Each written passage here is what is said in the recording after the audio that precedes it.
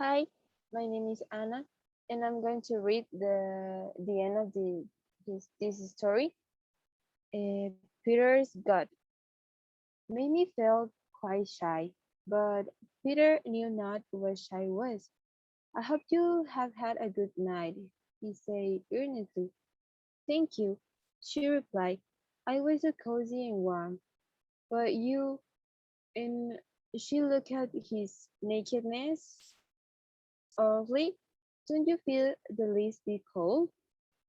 Knuckle was another word Peter had forgotten, so he answered, I think not, but I may be wrong. You see, I am rather ignorant. I am I'm not exactly a boy. Solomon says I am buried in between. So that is what it is called, say Mimi softly. That's not my name, he explained. My name is Peter Pan. Yes, of course, she says. I know everybody knows. You can see how pleased Peter was to learn that all the people outside the gates knew about him. He begged Mamie to tell him what they knew and what they said, and she did so. They were sitting by this time on a fallen tree. Peter had cleared off the snow for Mamie, but he sat on a snowy bed himself. Pretty closer, Mamie said. What is that? He asked, and she showed him, and then he did it. They talked together, and he found the people knew a great deal about him, but not everything. Not that he had gone back to his mother and been buried out, for instance, and he said nothing of this to Mamie, for it still humiliated him. Do they know that I play games exactly like real boys? He asked very proudly. Oh, maybe please tell them. But when he revealed how he played by sailing his hop in the brown pond and so on, she was simply horrified. All your ways of playing, she said with her big eyes on him, are quite wrong, and not in the least like how boys play. Poor Peter hesitated a little moment at this, and he cried for the first time for I know not how long. Mimi was extremely sorry for him and lent him her handkerchief, but he didn't know in in the least what to do with it. So she showed him. That is to say, she wiped her eyes and then gave it back to him, saying, now you do it. But instead of whipping his own eyes, he whipped hers, and she thought it best to pretend that this was what she had meant. She said out of pity for him, I shall give you a kiss if you like, but thou he once knew, he had long forgotten what kisses are, and he replied, thank you, and held out his hand, thinking she had offered to put something into it. This was a great shock to her, but she felt she couldn't explain without shaming him. So with shaming the laces, she gave Peter a symbol which happened to be in her pocket, and pretended that it was a kiss. Poor little boy, he quite believed her, and to this day wears it on his finger. Though there can be scarcely anyone who needs a thimble so little.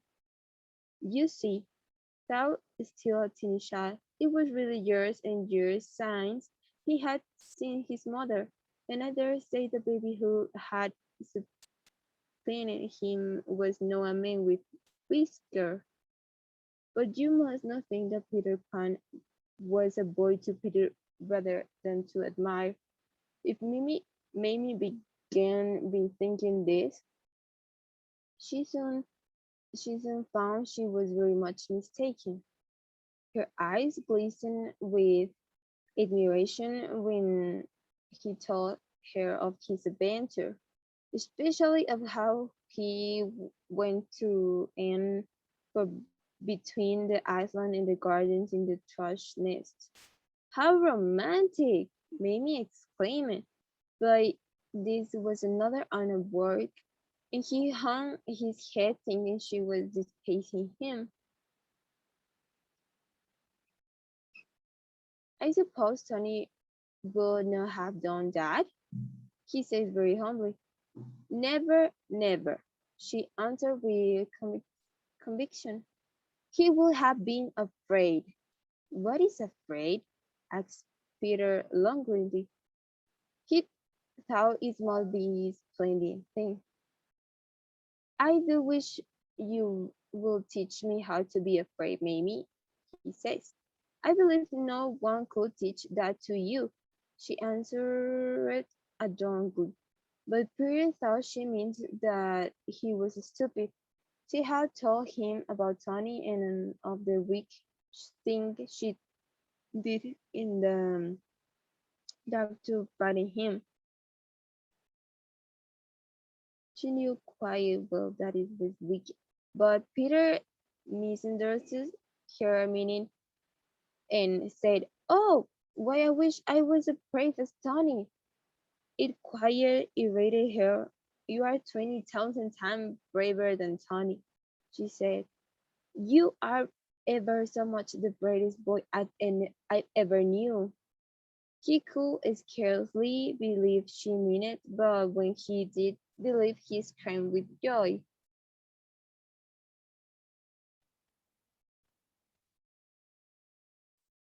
"And if you want very much to give me a kiss," Mimi said, "you can do it," very reluctantly. Peter began to take the thimble of his finger. He thought she wanted back. I don't mean a kiss," she said hurriedly. "I mean thimble." "What's that?" Peter asked. "It's like this," she says, and kissed him. "I should love to give you a thimble," Peter said gravely, so he gave her one. He gave her quite a number of thimbles. And then a devil idea came into his head. "Mamie," he said, "will you marry me?" Now it's strange to tell, the same idea had come exactly the same time into Mamie's head. "I should like to," she answered, "but will there be room in your boat for two?" If you squeeze it close," he said eagerly, "perhaps the birds will be angry." He assured her that the birds would love to have her, though I am not certain of it myself. Also that there were very few birds in winter. Of course, they might want your clothes, he had to admit rather falteringly. She was somewhat indignant at this. "They always think of their nest," he says. He said apologetically, "and there are some bits of you," he struck the fur on her pelage, "that will excite them very much." "They shan't have my fur," she said sharply. "No," he said, still fondling it. "However, no, oh Mamie," he said rapturously. "Do you know why I love you? It is because you are like a beautiful nest."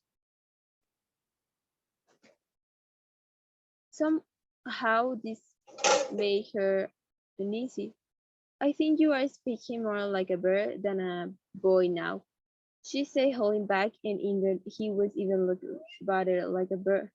"After all," she said, "you are only a bit squeezed him between, but it hurt him so much that she immediately added, "It must be a delicious thing to be. Come and be one then, dear Mamie." He implored her, and they say of they said of for the boat, for it was not very near open gate time, and you are not built like a nest, he whispered to please her. But I think it is rather nice to be like one, she said in a woman's contradictory way. And Peter, there, though I can't give them my fur, I wouldn't mind their building in it. Fancy a nest in my neck with little spotty eggs on it. Oh, Peter, how perfectly lovely! But as they drew near the serpentine, she shivered a little and said, "Of course, I shall go and see mother often, quite often. It's not as if I was saying goodbye for ever to mother. It is not the least like that." "Oh no," answered Peter. But in his heart he knew it was very like, and he would have told her so bad, so had he not been in a quaking fear of losing her. He was so fond of her, he felt he could not live without her. "She will forget her mother in time, and be happy with me," he kept saying to himself, and he hurried her on, giving her a thimble by the way. But even when she had seen the boat and exclaimed ecstatically over its loveliness, she still talked tremblingly about her mother. "You know quite well, Peter, don't you," she said, "that I wouldn't come unless I knew for certain I could go back to mother whenever I want to." Peter said it. He said it, but he could no longer look her in the face. "If you are sure your mother will always want you," he added rather surly, "the idea of mothers not always wanting me made me cry and her face glistened. "If she doesn't bar you out," said Peter huskily. "The door," replied Mimi, "will always be open, and mother will always be waiting at it for me." "Then," said Peter, not without grimness, "step in, if you feel so sure of her." And he helped Mamie into the thrush's nest. "But why don't you look at me?" she asked, him, taking him by the arm.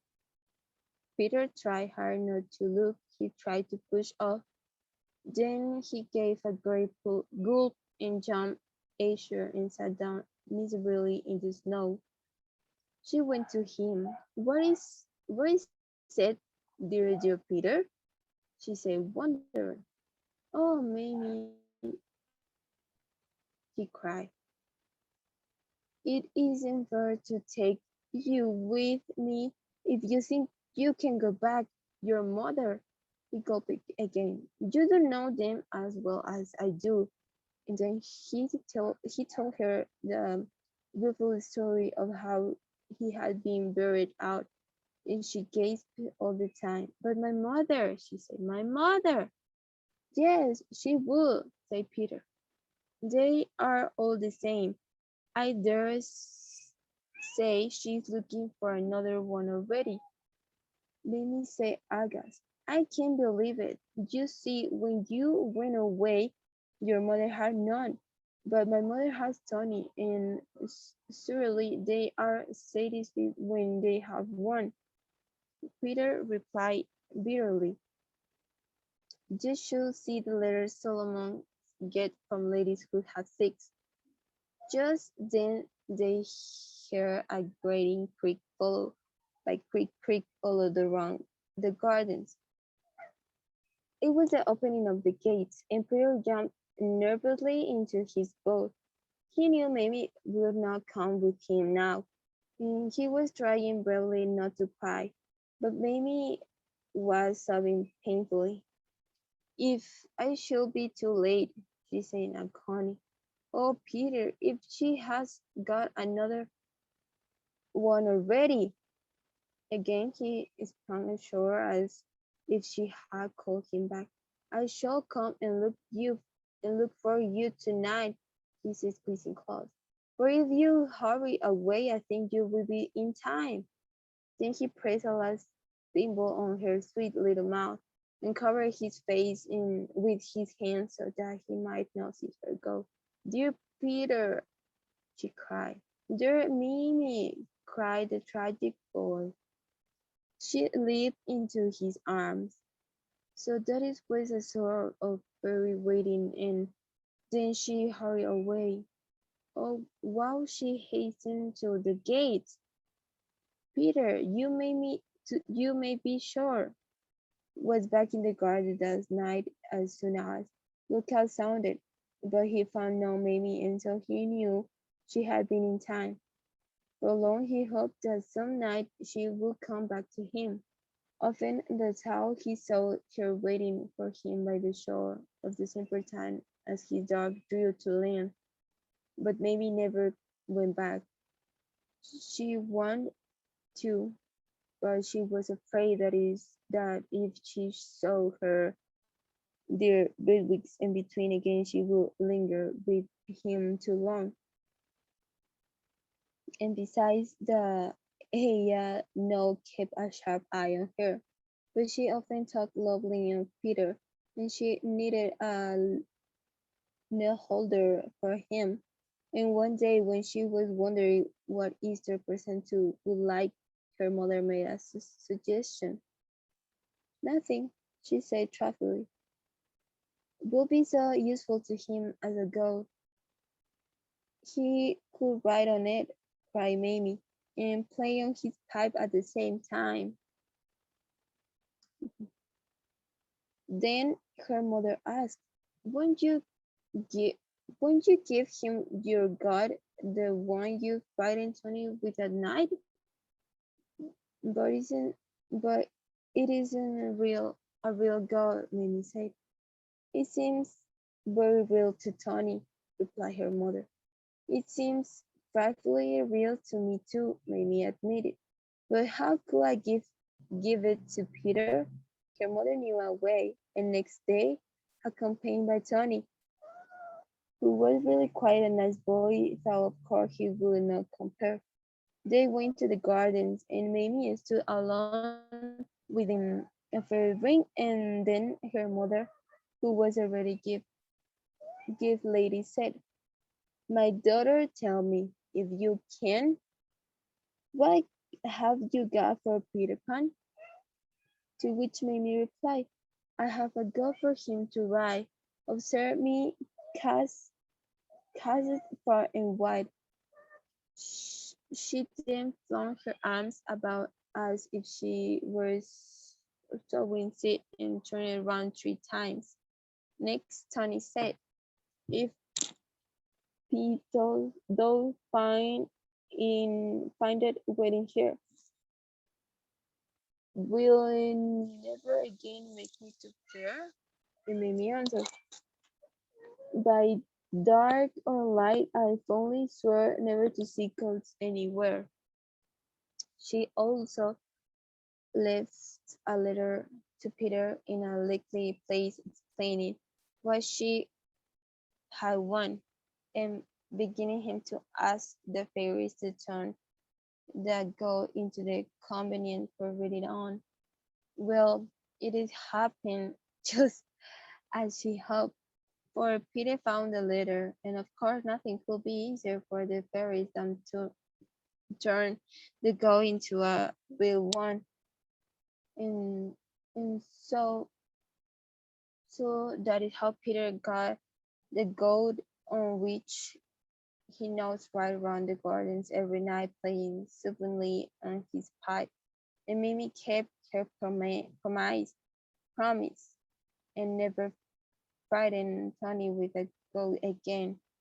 so I have heard that she created another animal.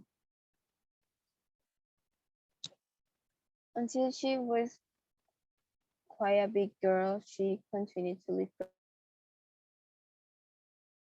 present for Peter in the gardens. We later explain how humans play with them, and she's not the only one who has done this. David does it, for instance, and he and I know the likeliest place for leaving them in, and we shall tell you if you like, but for mercy's sake, don't ask us before Porter's, for he is so fond of toys that we were he to find out the place he could he will take every one of them. How Peter still remembers maybe he is become as gay as ever. And often in sheer happiness he jumps at his God and lies kicking merrily on the grass. Oh, he has a joyful time, but he has still a vague memory that he was a human once, and it makes him especially kind to the house walls when they visit the island. For house walls are the spirits of little children who have died. They always build on the eaves of the house where they live when were humans, and sometimes they try to fly in a nursery window, and perhaps that is why Peter loved them best of all the birds.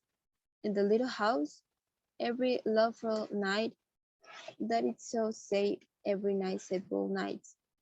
The fairies now build a little house lest there should be a human child lost in the gardens, and Peter rides the marshal looking for a lost one, and if he finds them, he carries them in his car to the little house, and when they wake up, they are in it, and when they step out, they say it. The fairies build the house merely because it is so pretty, but Peter rides round in memory of Mamie, and because he still loves to do just as he believed we both would do. But you must not think that, because somewhere among the trees the little house is twinkle. It is a safe thing to remain in the garden after lookout time.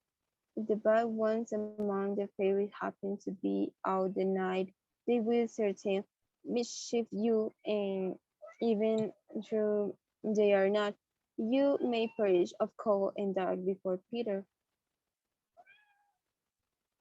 Pan comes round. He has been too late several times, and when he sees he's too late, he runs back to the trash nest where his part of which Mamie had told him the truth about the house and are examining its details on it. He does this at once because he thinks it is what real boys would do. And you must have noticed the little stones, and he puts them into because they seem less lonely. I think that quiet the most touching sad sight in the gardens is the two Thomas son of Walter Stephen Matthews and Phoebe Phelps. They stand together at the spot where the parish of Westminster St. Mary's is said to meet the parish of Pennington. Here Peter found the two babes who had fallen unnoticed from their perambulars.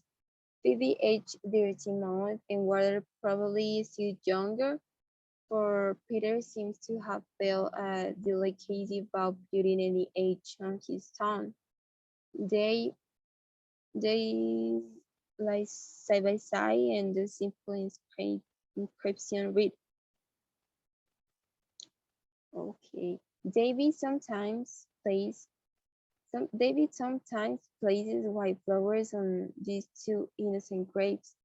But how strange for parents when they hurry into the garden at the opening of the gates looking for their lost one to find the sweetest little Thompson instead.